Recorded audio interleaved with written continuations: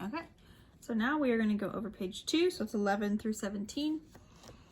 The first video goes over 1 through 10. So we're going to start up here.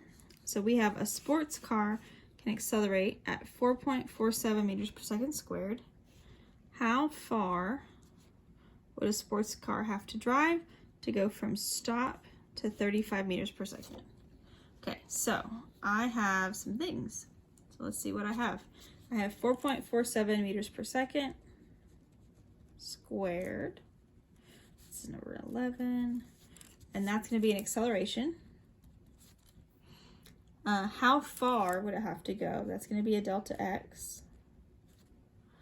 To go from stop, so 0 meters per second is my initial velocity, my v naught, to 35 meters per second. So final velocity, 35 meters per second.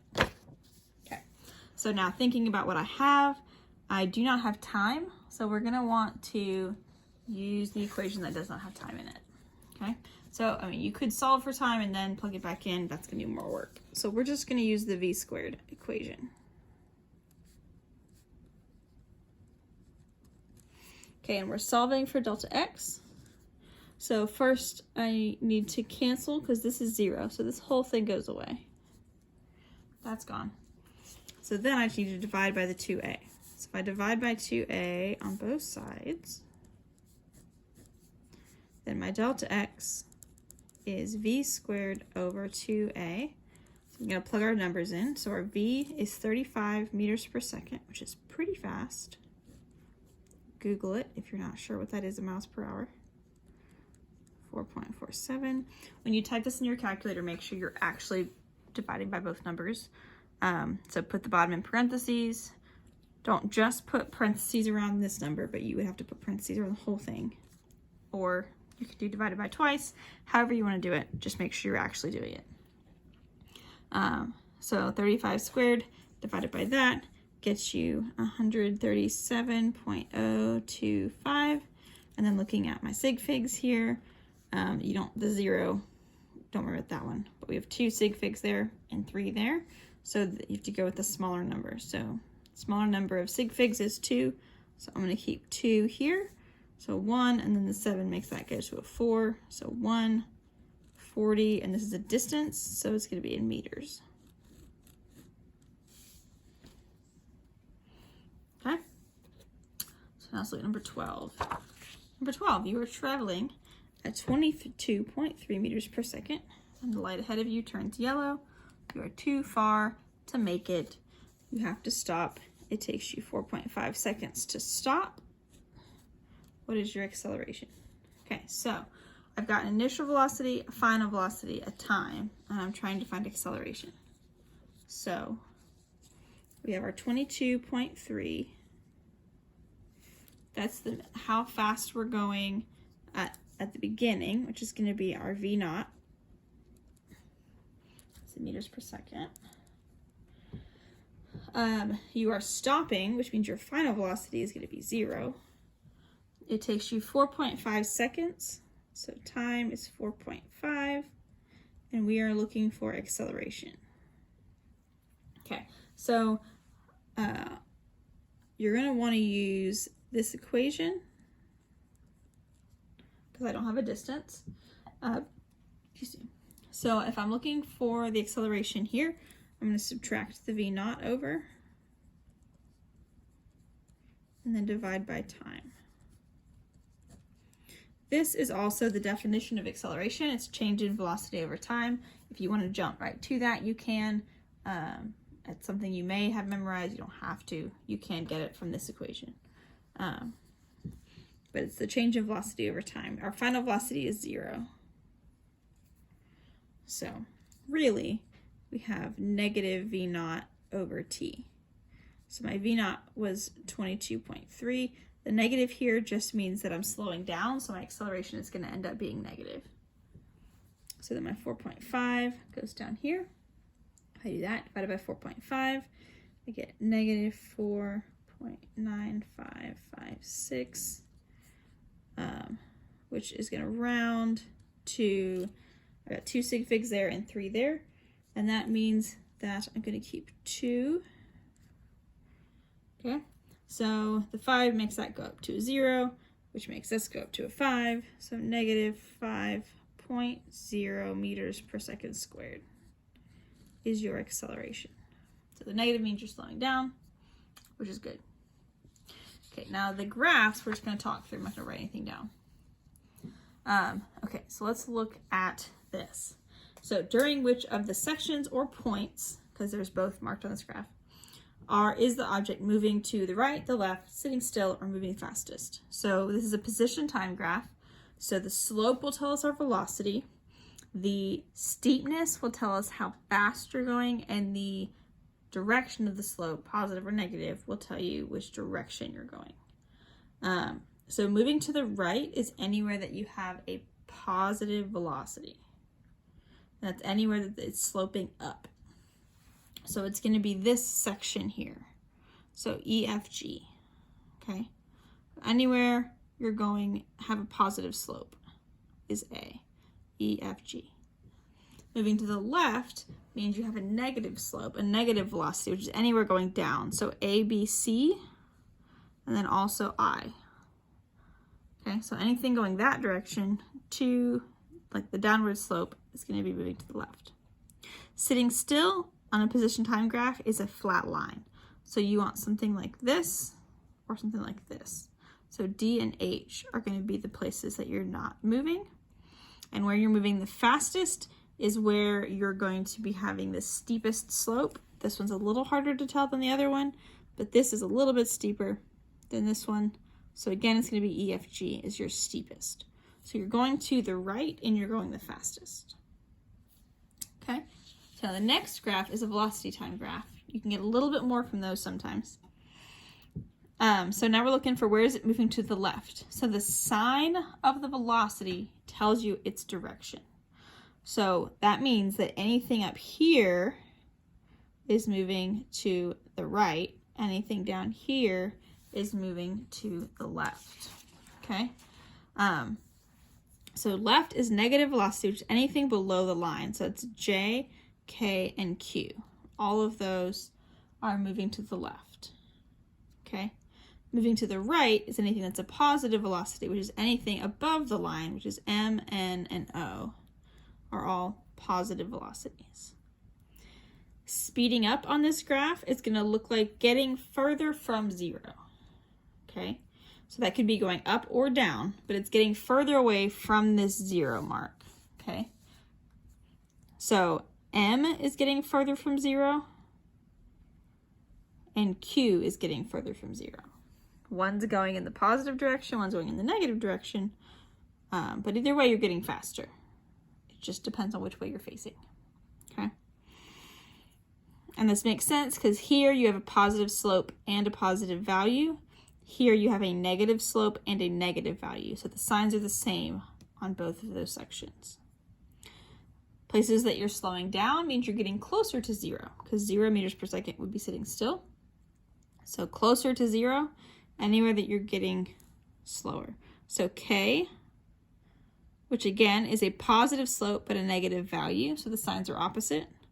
So K is getting closer to 0. And then O is getting closer to 0. And again, O is positive value, negative slope. So again, opposite signs. That's where you're slowing down.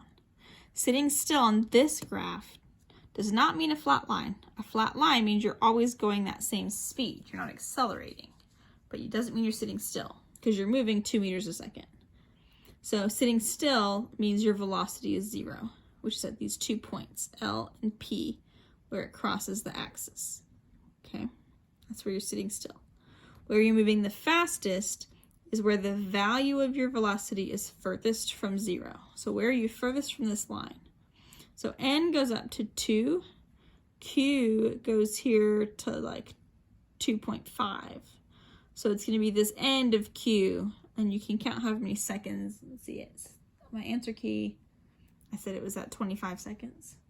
But it's this end piece of Q. Excuse me. And then accelerating with the greatest magnitude, that just means the steepest slope. So the steepest slope I did the math on these two sections. KLM and Q have the same value of the slope. It's just that one is going to be positive, one's going to be negative. But like the magnitude, which is just the like absolute value of it, regardless of what direction, is going to be KLM and Q. They have the same slope of 1 meter per second squared. Okay, so let's work on 15, 16, and 17. Okay, so let's line that up right there. Okay, so 15. A soccer ball is traveling to the right at 1.2 meters per second.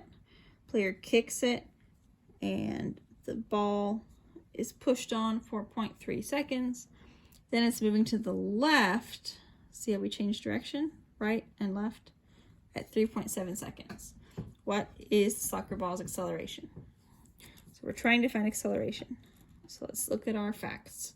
So we have to the right at 1.2 meters per second. That's going to be my V naught, and we're going to make that positive.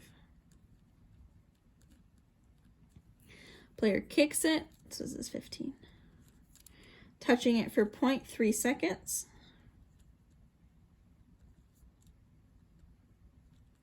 Then it's moving to the left at 3.7. So my final velocity is negative 3.7 meters per second.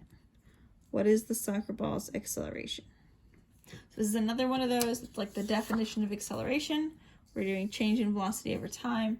You can start with your V equals V naught plus AT equation, or you can just skip to, this is literally the definition of what acceleration is. Change in velocity over time. So we're going to plug our numbers in. It's already solved for A.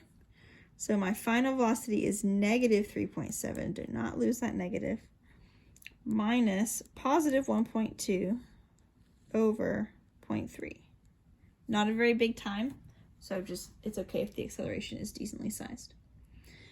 So we are going to do negative 3.7 minus 1.2 over 0.3, negative 16.33. Make sure when you do this in your calculator that you either put parentheses in this or you do the top half and then you do the division.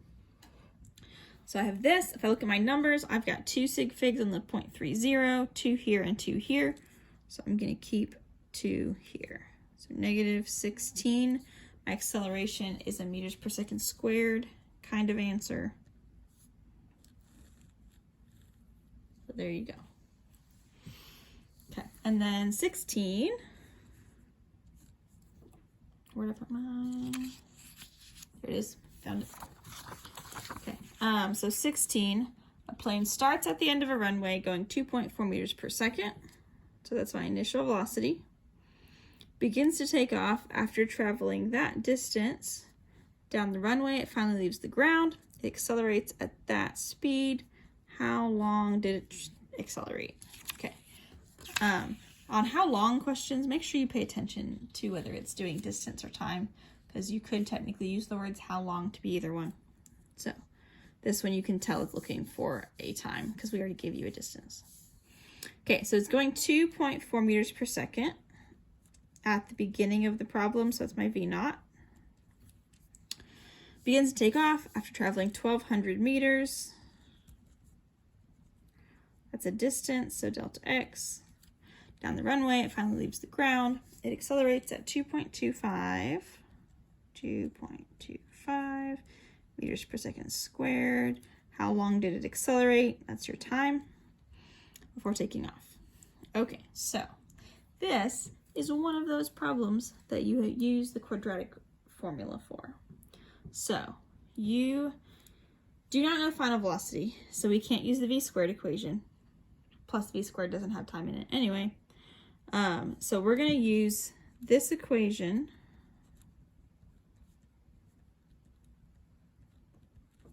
Okay. We're going to plug our numbers in, and then we're going to have to do quadratic. Or you can do the, like, graph it and find the zeros. I would do quadratic formula. So I'm going to plug the numbers in first and then get it into the format that we want it to be. So delta x is 1,200. V naught is 2.4. 1/2. My A is 2.25. And remember, we want the like something squared plus something plus a number equals 0. So we're going to put this one first. So I'm going to do the 1/2 times the 2.25 and get 1.125 t squared plus 2.4t. Now this has to go on the same side of the equation, so I'm going to subtract it. And it's going to equal 0. So that means that when you plug it into the equation, this is your A, this is your B, this is your C. Make sure you remember that negative sign. So if you have it in your calculator, you're going to use your quadratic. So let's put our numbers. Okay, we're going to do program and then hit enter. It's going to ask you for A, B, and C. So my A is 1.125. My B is 2.4. My C is negative 1200. So I get 2 answers. I'm going to get 31.6106, and I'm going to get negative 33.7439. Think about which one of those makes sense. This is a time. We are not going back in time, so it's not going to be this one.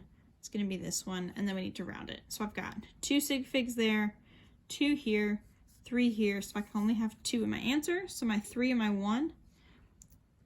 Now the 6 makes the 1 go up to a 2, so 32 seconds. Okay. And then number 17, I'm not going to write down. She says, what is an object's initial velocity if you drop it? It would be 0. Because when you drop it, it's not moving initially. Okay? So then, stay tuned for part 3.